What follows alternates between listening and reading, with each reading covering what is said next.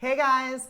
So in this video, I'm gonna show you how to make a lightened up shepherd's pie. I love taking stuff that's like hearty and comforting, but putting a light twist on it. And this is like a perfect example of that. So I'm gonna use grass-fed ground beef. And normally a shepherd's pie has like mashed potatoes along the top, but instead of that, I'm gonna do mashed cauliflower. And it's delicious. I'm gonna blend some goat cheese in there. We're gonna have some beautiful carrots and parsnips and onion, some thyme. It's really delicious. It's also really comforting, but it's a little more guilt-free. So the first thing I'm gonna do is I'm gonna chop up my vegetables that are gonna go into the ground beef. So I'm actually using my chopper. I created this chopper, I love it. Unfortunately, you can't get them anymore because they're sold out, but I'm, trying to work on a new version for you guys, Chopper 2.0, so I'll let you know when that's happening. It makes all the vegetables nice and uniform. It's also fun. Get out a little bit of aggression if you're having a rough day. Okay, now let's do the parsnips. So I'm putting these all in together because they're all gonna cook together in the ground beef. I am all about shortcuts in the kitchen and ways to empower yourself in the kitchen to get homemade food on the table for yourself, your friends, your family. And that's why I design stuff like this to help us do that.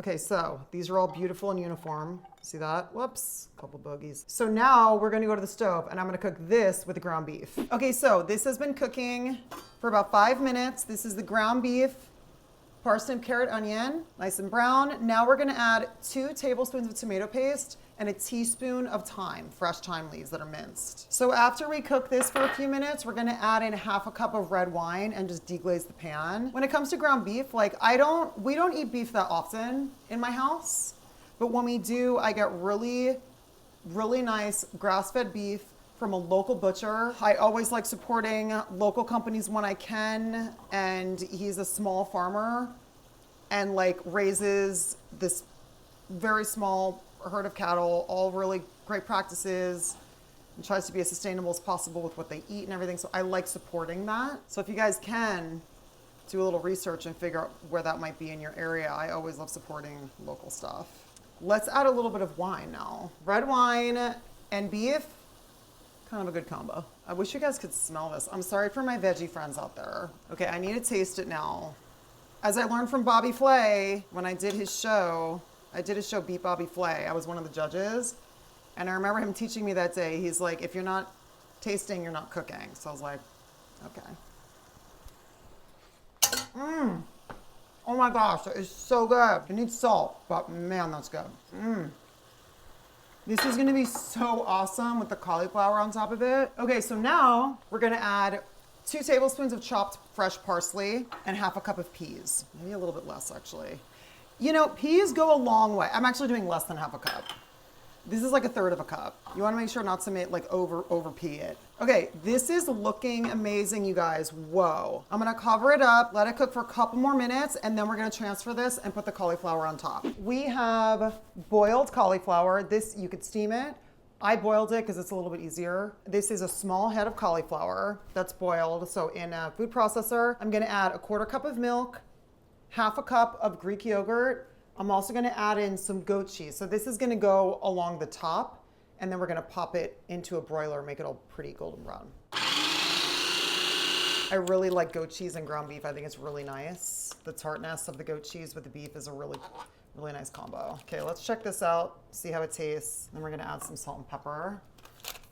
Usually I taste it before adding salt and pepper, but I know I'm gonna need salt and pepper, so I'm just adding a little bit now. Okay, let's scrape the sides. So you wanna do this till it's nice and smooth. This is looking really good. I also wanna taste this to see if I wanna add more goat cheese. That's actually enough goat cheese. Let's add some salt, get it blended again. And I think this is good to go. Perfect. So we have our beautiful ground beef concoction. Let's put this into a nice little dish, because then we're gonna cover it with the cauliflower and stick it in the broiler. You guys, this is an awesome prep ahead recipe too. Make this, feed yourself, your friends, your family, and then pop it in the fridge. This heats up so awesome the next day. Now we're gonna top it with the cauliflower. Layer that gently on top, and we're gonna smooth it out to cover the whole thing. You know, another thing that's really cool about something like this, like if you guys are entertaining, make this ahead of time, stick it in your fridge, and then when you're about to entertain, pop it out, bring it to room temperature, and then you can just put it in your oven to warm it and then broil it at the end. Like don't broil it now if you're baking it for later. And at the end you broil it and it gives it that nice fresh look. Okay, now we're gonna top it with a little bit of Parmesan cheese, and then we're gonna stick it under the broiler for like 5 minutes, but keep an eye on it, guys, because you do not want it to burn. So this is just freshly grated parm. So like if you were making this ahead of time for like a gathering, you would heat it up and then do the cheese in the broiler at the end. That's the last thing you do, and it'll look nice and fresh. Into the broiler we go. Oh my gosh. Look at how beautiful that is. Guys, look at how awesome this looks. That's some like nostalgic, old school, like family style right there. That makes me very happy. Okay, let's taste it. Oh my gosh. Whoop. You guys, that is beautiful and hearty. I mean, I love cauliflower, but honestly, this is an amazing swap for potatoes. It's just as comforting. It's just as satiating. This is really, really delicious.